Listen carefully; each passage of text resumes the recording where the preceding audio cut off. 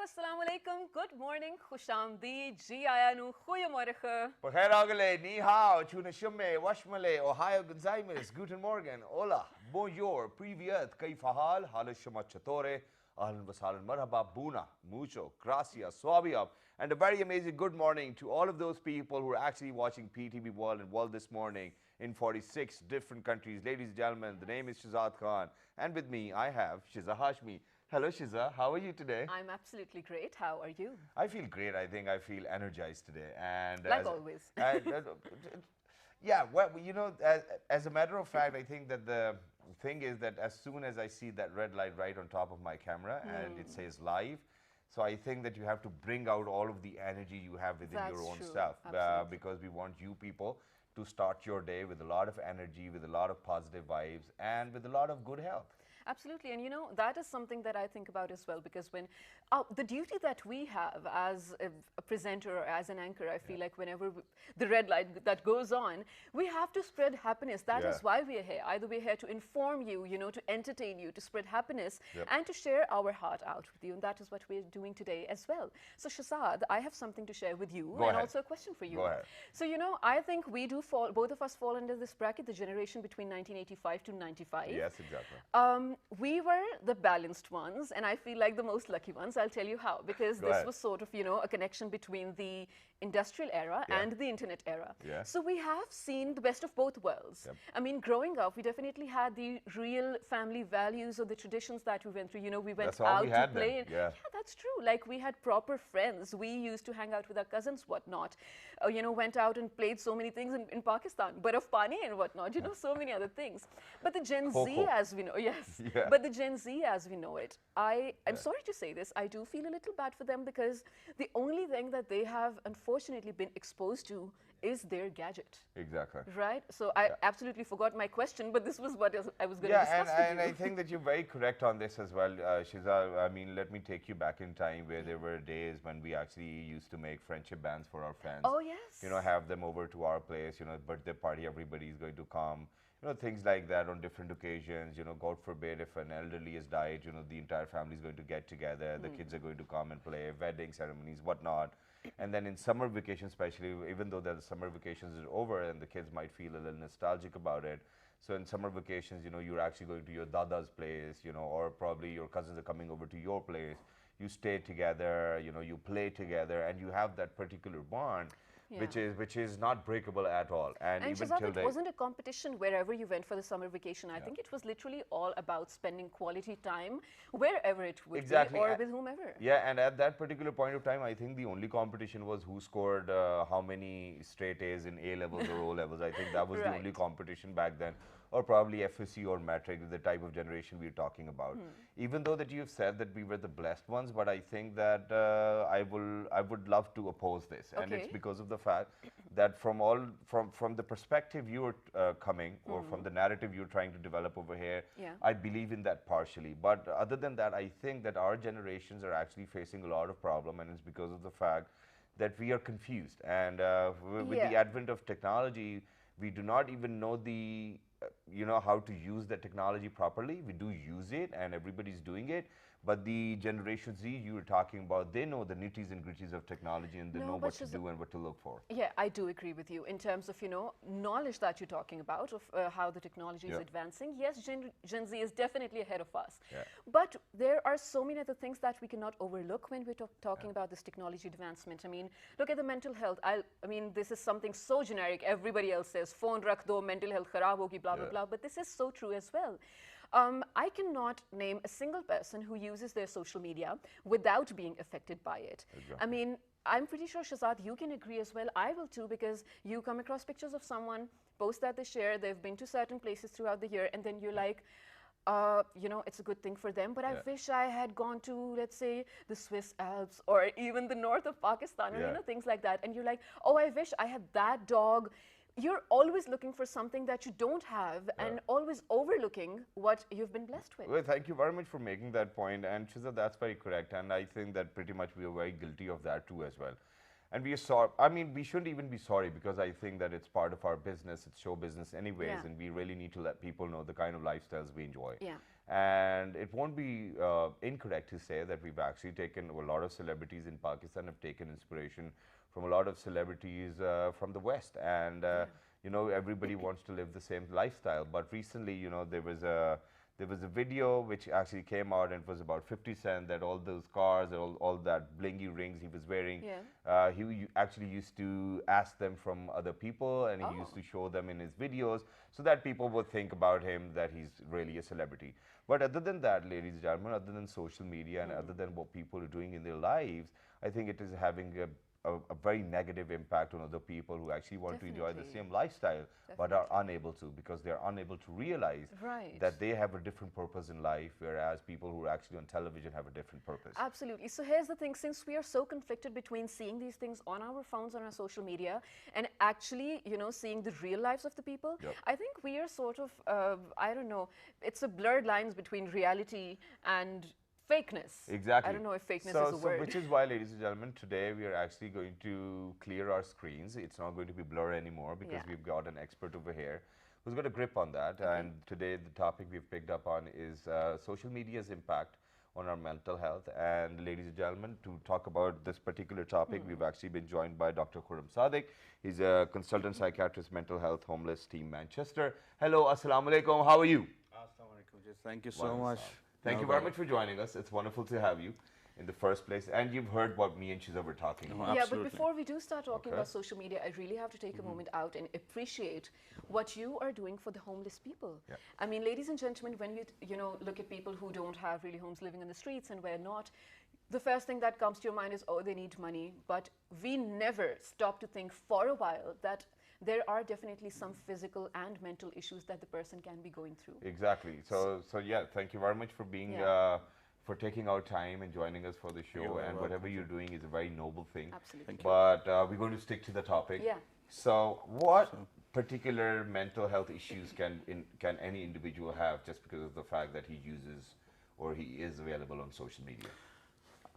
I think we have to start from the very start. I was listening to a conversation about Generation Z and Generation Y. Or millennials. You're millennials. You're talking about the Generation Z. I'm Generation X. Okay. I partially agree with you that you are blessed, but I think I have seen the transition massively, because I come from the era where PTV was only from 6 o'clock, 11 o'clock. Started with the Quranic ayat and then ended with Farman-e-Ilahi, and then we had to have 8 to 9 drama time, and that was monitored a lot. And it struck me how generational differences between the X, Ys and Zs. Recently I was cleaning up my study, and 2 of my nephews, they're 5 and 3, they were helping me out. And all of a sudden they came across a stack of my video recordings, and they just were amazed and said, "Mama, what is this?" I said, "This is something that we record videos on." I said, "I can't see anything." Started looking at that. Said, "You can hear things as well." And put it across the area, and they could not hear anything. And then I realized the difference, the transition that the world has gone through over the past 3 decades. Right, it's been fast. It's been very fast, especially for the past decade or so. It's been massive, and it's very difficult to have a catch up. Now, when I started talking about social media and mental health, I was always very amazed. Mental health is my bread and butter. I love doing it. It is my job, and I take pleasure in doing it because not many people are doing it. Not many people have the tendency to listen to the stories, sob stories, day in and day out, absorb it, ventilate it, and then help people out. And social media is something that I was hooked on. I'm still is. I'm a social addict. Social media addict. Okay. I'm hooked onto cyber technology, but I have found ways to balance it now. Okay. Right. My first experience of what I experienced, went to a seminar. It was done by Dr. Mary Aiken, who is an author of a book called Cyber Effect. And she works with FBI, CIA. She became a cyber forensic psychologist. And when she was talking about the screen time, and at that time we didn't have the iPhone apps, the kind of in-house apps that they have in order to track the screening time, and she suggested something called Moment. And the first time, what? It was called The Moment. The Moment. The Moment. Okay. And when I went onto it and I tracked my screen time, I was shocked. I was spending 10 hours. Because what we do nowadays, People say it's a phase. It's not a phase. Television was a phase. VCR was a phase. This is a phase that we carry with ourselves. We have got our banks, we have got our work, we have got our personal lives, we have got our movies, entertainment, everything. If you get locked with your phone in a room and you have got a charger and you have got a Wi-Fi connection, you can stay there for the rest of your lives. That's true. That's true. Absolutely. There's literally no other need. No other need. Exactly.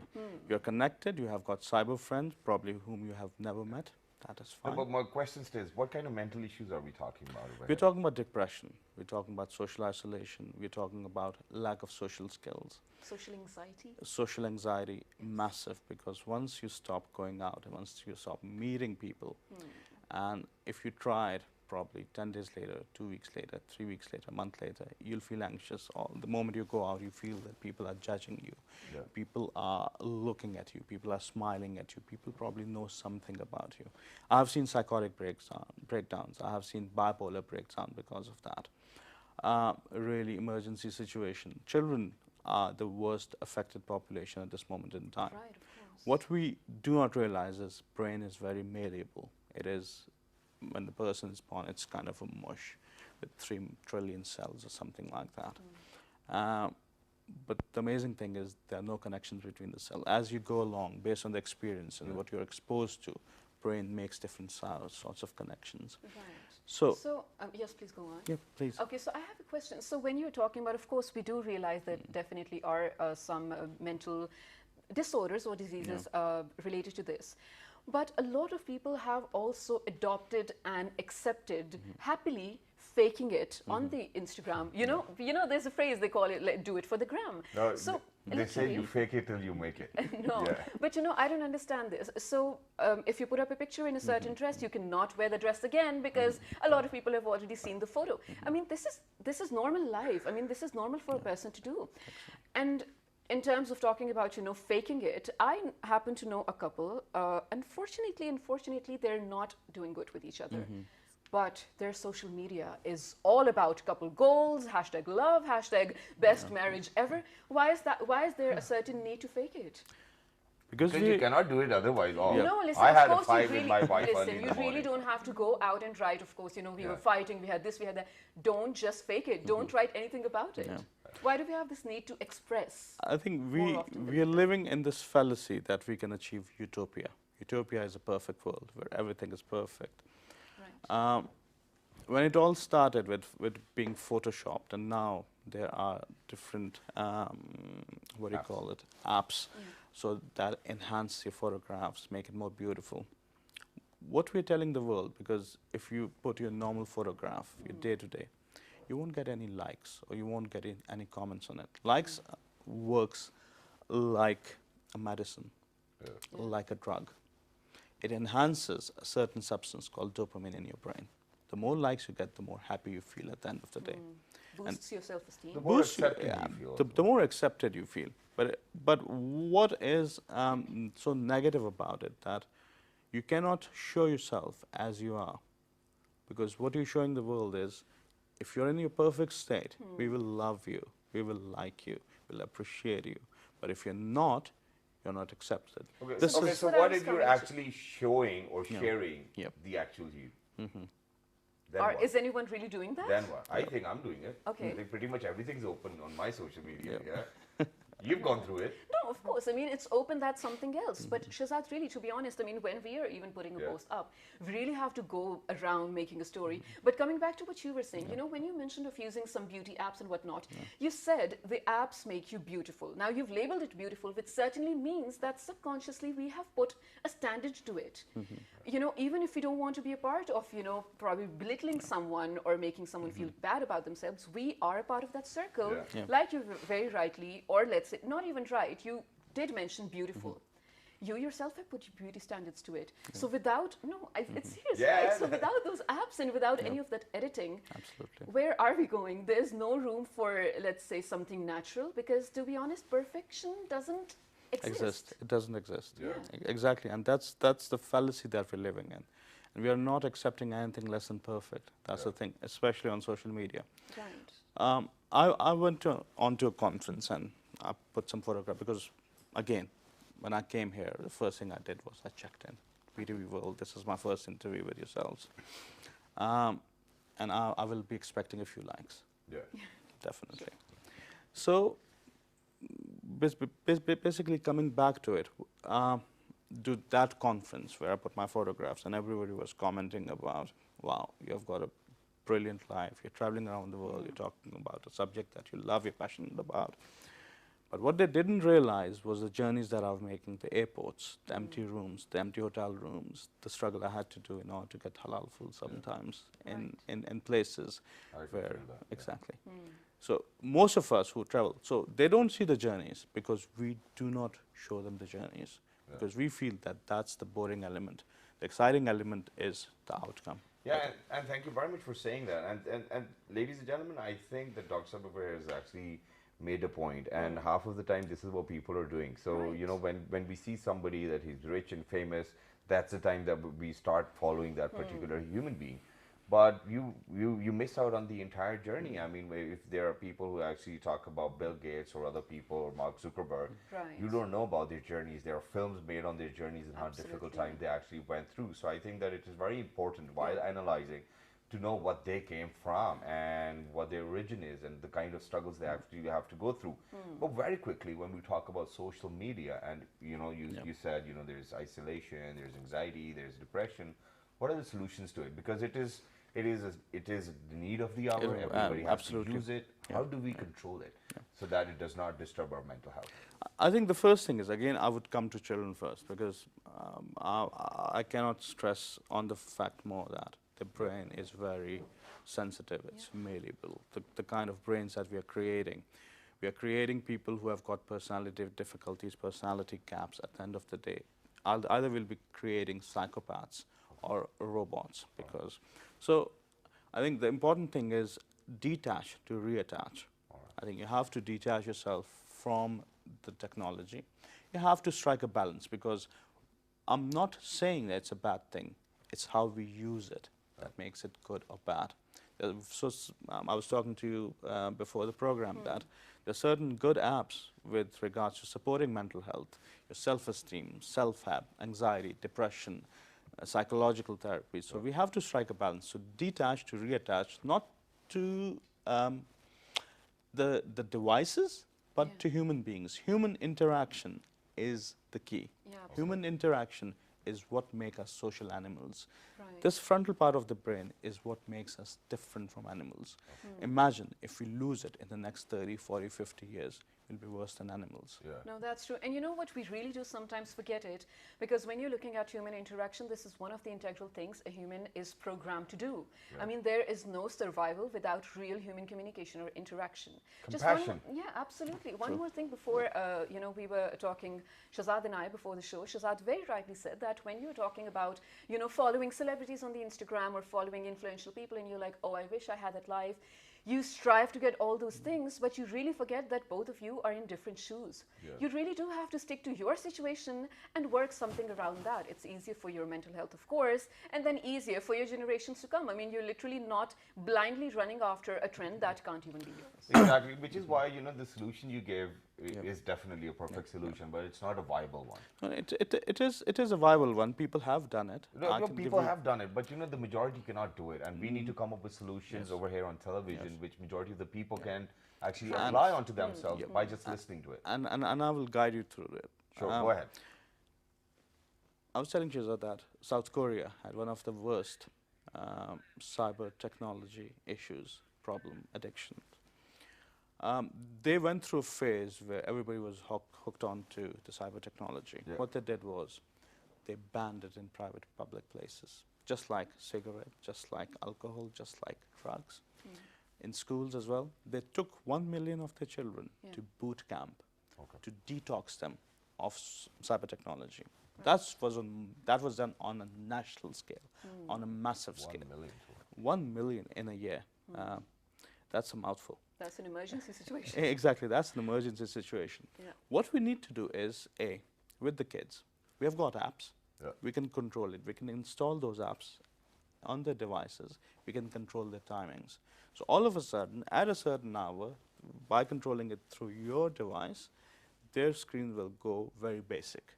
Okay. All the other apps will completely disappear, and they'll be left with very few basic apps. Okay. The other thing is role modeling. If you're telling our children to stay away from these or to strike a balance, we have to strike a balance ourselves first. Yes, most definitely. There are certain timings, for example, having dinner, lunches, where you should not be allowed any devices on the table. I think the rule should be, if you walk into the living room, there should be a basket where everybody should put their phone down with a label and should not contract it back for another hour or so. So things like that will help. No devices an hour before going to sleep. Something like that. Very practical aspects of it, but it has to be forced upon us. No, definitely, I do agree with that. And you know, there was a time when my elder sister Tabir and I were growing up. My mother used to have like a certain time towards the end of the day, let's say 9:30 or 10, after which we were not allowed to even touch our cell phones, right? Yeah. But with my younger siblings, my mama is so cool about it. There is no curfew anymore. Exactly, because things have changed. But thank you very much, sir, for being with us. It was wonderful to have you. And thank you very much for letting us know that how social media and mobile phone screens are actually harming our mental health. Yes, so please, ladies and gentlemen, for everybody who's out there, I think that it is our social responsibility while being on television to let people know of all of those menaces which still exist within the society. And the sole reason that I'm actually labeling it as a menace is because of the fact that it has damaged a lot of people's mental health. Right, just two things. I mean, strike the balance, because of course there's no getting rid of this thing. It is going to stay with you in the future to come. So strike a balance and just know what is the difference between reality and something you see in the gram. Exactly, that's what it is. It's very basic. But right now we'll actually have to go for a short break, because when you guys will come back, we have actually requested one of our friends to be in conversation with two of our other friends as well, and they're going to talk about Pak-China friendship as well. So with that, we are going to head out towards a short break. Don't go anywhere, because when you guys will come back, Fahim Bangash is actually going to join us. Let's do that. Good morning.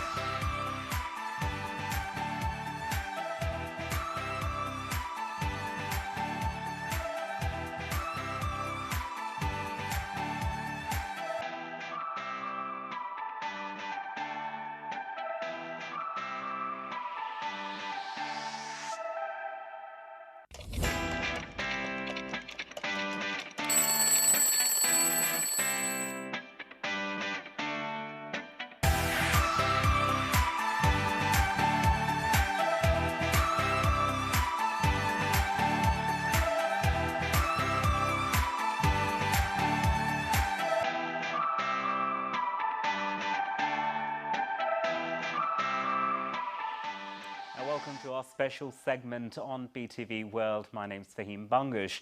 Now, we know that as far as Pakistan and China are concerned, they have been very good friends since a very long time. And China, as we always call it, is our time-tested friend. Now, and we also know that the Belt and Road Initiative, ever since that has started, the students from Pakistan have been going to China on a very regular basis, and the amount of students in China has also increased manyfold as far as the distance between 2012 and 19 is concerned. There used to be about 9,000 students in 2012, and now they have reached about 30,000. That's a rough figure that I'm quoting. Now, talking about students, two of students from China have come to Pakistan, along with their teacher, of course, and they've come here because Pakistan has done a lot as far as opening avenues and gates of Pakistan is concerned. Pakistan has done a lot as far as tourism is concerned. And talking about tourism, of course, these students have come here all the way from China to explore Pakistan. And of course, we have to tell the world what Pakistan is all about. We have to tell the world what Pakistanis are all about. And we're definitely going to ask these students about their experiences and the purpose of their visit, that they've come all the way from China to Pakistan. Let me introduce you to them. First of all, I'd like to introduce their professor, their teacher, Dr. Wang Shan. She has come here. She's the associate professor and teaching at Xi'an Polytechnic University of the city of Xi'an. Welcome to our segment. Thank you, बहुत शुक्रिया. Oh, that's lovely. Now, the first student that is here today, that is Miss Tiangjin Shi. Welcome, Miss Shi. Thank you. And the second student that we have here is Mr. Jason Song. Welcome. Hello. Lovely. It's lovely to have all three of you here. Now, first of all, I'd like to ask you, what is the exact purpose that brought you from China to Pakistan? 来的就是目的是什么？我们来拍一个纪录片，有关于巴基斯坦犍陀罗艺术。They are here to shoot a documentary about Gandhara culture of Pakistan. Yeah. The Gandhara culture of Pakistan. And you people have been here in Islamabad for, as far as I know, like 3 days, I think? 来了3天了。是的。Yeah. So which places have you visited so far? 你都去了哪些地方？我们去了塔克西拉博物馆 Taxila Museum. 然后达马拉吉卡。Damarajika. All right. All right. So, Jason, have you shot anything so far? Yes. 我有拍很多视频和片段，还有一些航拍的画面。Yeah, he has already shot a lot of good scenes with both camera and drones. With camera and drones. Drones, all yeah. Right. Yeah. All right. So Islamabad and which other cities are in the pipeline for future projects and future filming? 那你接下来还会去哪些城市？我们会去到拉合尔。Lahore. Lahore. Yeah, they will go to Lahore. So this trip is for how many days again? 整个行程多少天7天。7 days altogether. 7 days altogether. Yeah. All right. So you've been here since like 3 days. How has the experience been so far as people are concerned, as far as the hospitality of the people is concerned?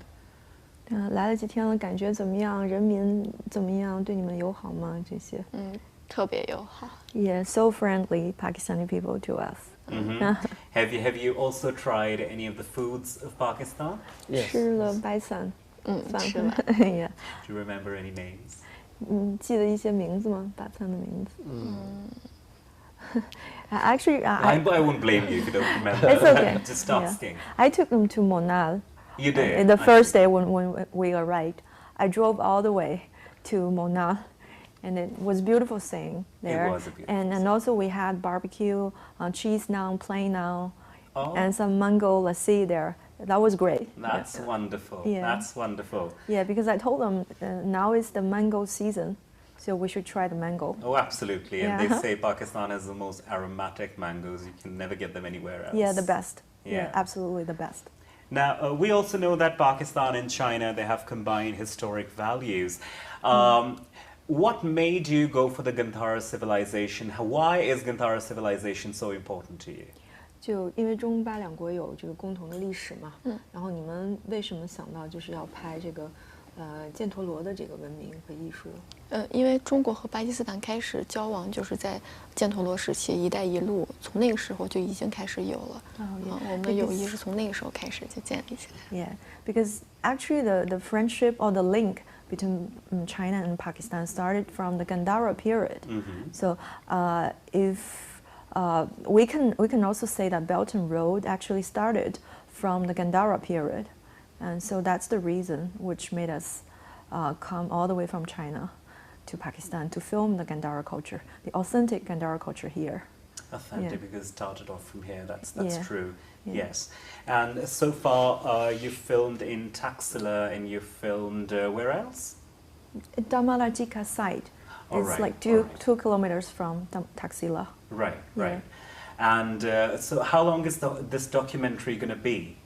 这个纪录片你们计划多长？ 30分钟。 30分钟。对。Half an hour, 30 minutes. All right. Are you also going to film about the food and the cultures of Pakistan, or is it just going to be focused on the Gandhara civilization? 你还会就是拍关于巴基斯坦的食物文化吗？还是说会拍到只是犍陀罗？会拍到人文。Of course, the humanity, the culture, and the food will also be included. That will also be included. Yeah, Lovely, lovely. So, which is one thing, if I may ask, which is one thing that you so far have liked the most about Pakistan? 那么到目前为止，你最喜欢的巴基斯坦的哪一方面是哪一方面？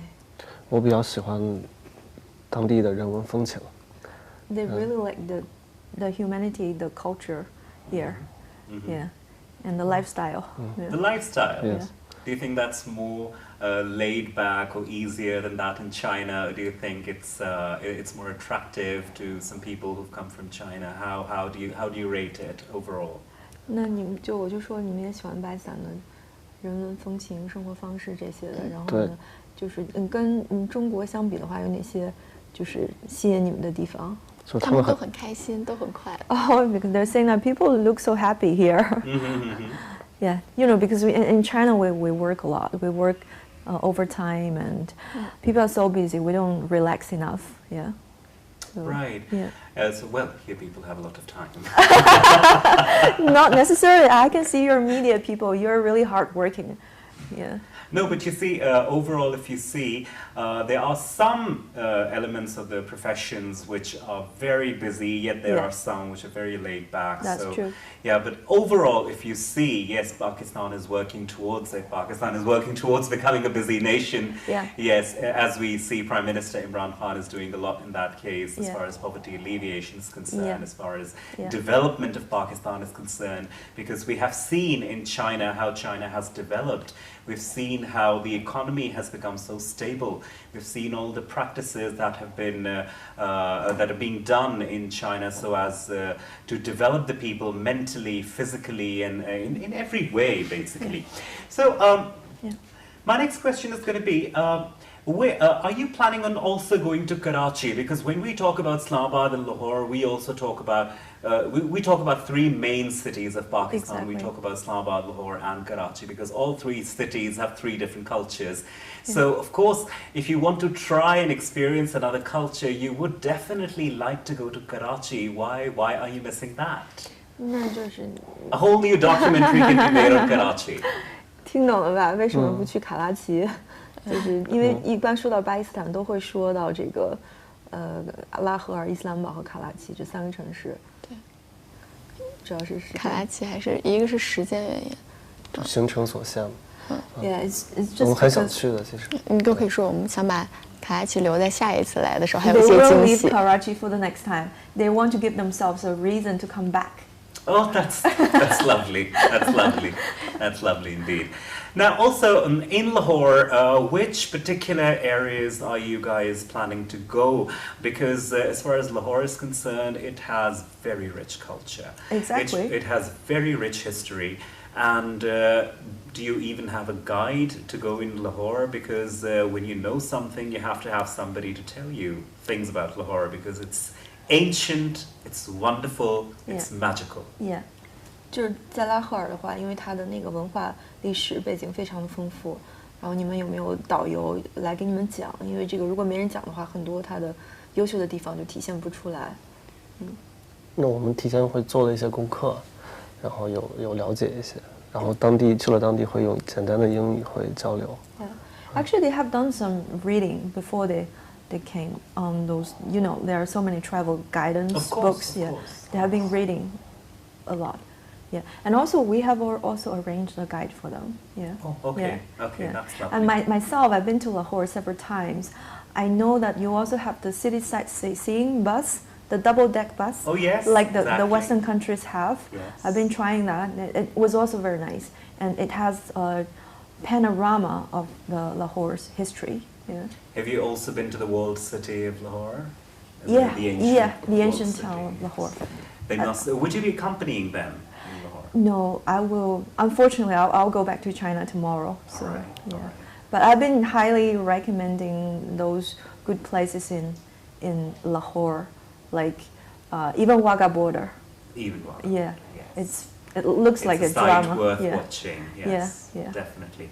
So, basically, what degree program are you guys doing? 你们现在是什么就是学历程度的这个学习？硕士 master degree。 Master's degree. Master and masters in? 你的硕士专业是广播电视。Radio and TV editing. Radio and TV editing. Yeah. So where did this interest in the historic things come from then? 那为什么会对这个历史感兴趣呢？这个？Actually, it's part of the requirements for their graduation. For their graduation, they have to present a work, a fully made video, either documentary or feature. Yeah. Right, so it's part of their graduation process. Yeah. So let me also ask you, why Pakistan? 为什么选择巴基斯坦呢？还是就是因为巴基斯坦，因为从很早的时候就知道中巴友谊这个关系非常好，以前就对巴基斯坦感兴趣，刚好现在要拍一个纪录片，然后借着这个要拍纪录片，然后就来了解一下巴基斯坦当地的文化。Yeah, because the friendship between Pakistan and China has been known, very well known among the general public in China. So they want to come and try by themselves. Yeah. So the general perception about Pakistan in China is good. Yeah, we all know like Bhatia, that means Iron Brothers, Iron Pakistan. So everybody in China knows this term. Yeah. That's so lovely. That's so lovely. Yeah. Because it's always good to know that you spoken of in another country in very good words. That really, sets the spirit on another level. That okay, fine. Yeah. That's a very nice thing to know. Because that also happens in Turkey. Whenever we meet Turkish people, they also say that Turkey and Pakistan are very close friends, and Pakistan is very highly respected in Turkey as well. Obviously. Now, we also know that in the beginning, I also mentioned that a lot of students, they go to China for studying. What exactly, how are Pakistani students being facilitated in China? I think I should be answering this question because I know more information. There is one university in my city, which is very close to ours. Xi'an. Xi'an, yeah. Xi'an Jiao Zhong University. They have over 800 Pakistani students there. So it's a large Pakistani community. And our local government also support Pakistani students to establish their own business after graduation. So basically, we encourage foreigners to start up business in China, and Pakistani communities are also treated equally as the other nations. I know one friend who just graduated from Xi'an Jiao Zhong University. He already established his own consultancy company in one of our economic development zone in my city. So he seems to be doing very well, has good business now. That's good to know. Yeah. That's good to know, of course. Because some of my friends that I know have gone to China to do their doctorate degrees, their PhDs. Yeah. China is offering good education, you're right, and then the business opportunities. Well, we also know that Pakistan is also offering very good business opportunities to the foreigners now that Prime Minister Imran Khan has come. Do you people also take interest in politics? 你们对政治感兴趣吗？ A little. A little bit. You know, we are Chinese. We're mostly interested in business rather than politics. Yeah. And that's actually a good thing. That's actually a good thing. It's it's a matter of personal choice, and B, focusing on your own development, focusing on business, your own or somebody else's, or helping somebody out, or being a shareholder somewhere. Why not? It's a great opportunity. Yes. Yeah. Have you any Pakistani friends? 有巴基斯坦朋友吗？有了一个是吧？有了一个，昨天呢，跟我们一起的那个司机。He just got one, and the driver who accompanied them to Taxila and Damarjika, he was very, very helpful and efficient. He helped them a lot. Yeah. Okay. He actually fought for their interests. I was really touched. Yeah.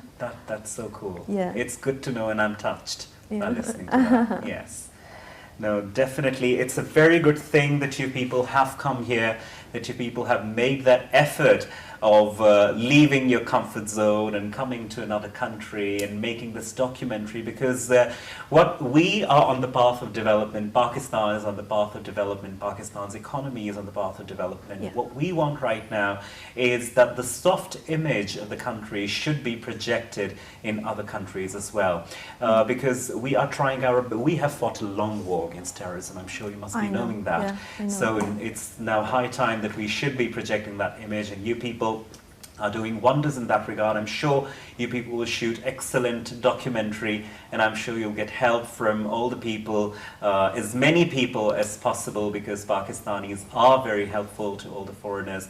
You will get help where you want help, that I assure you, because it's not as bad a country as it's projected on the foreign media. As we see, Pakistan is a changed Pakistan. Pakistan is a new Pakistan.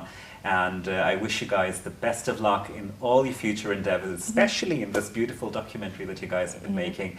And well, I would officially say welcome to Pakistan, and I hope you enjoy your stay here. Thank you very much, all three of you, for being here in our special segment. Ms. Wang Shan, Ms. Tianjin Shi, and Jason Song. Yes. Thank you all for coming in here, for taking our time, for waiting since the studio wasn't available. It's and thank you for having us. I really appreciate that. So enjoy and have a very happy trip. Well, viewers, such endeavors, such efforts from the foreign students, such efforts from people from other countries have to be appreciated in its true letter and spirit. And I think this is a wonderful thing that they're doing, because right now what we need is a good projection of our country, because Pakistan is a Naya Pakistan now. Pakistan is a new Pakistan now. And that should be told to everyone around the world, not just China, not just Afghanistan, not just the neighboring countries, but all over the world. This message has to be spread. This message has to be told. Long live Pakistan.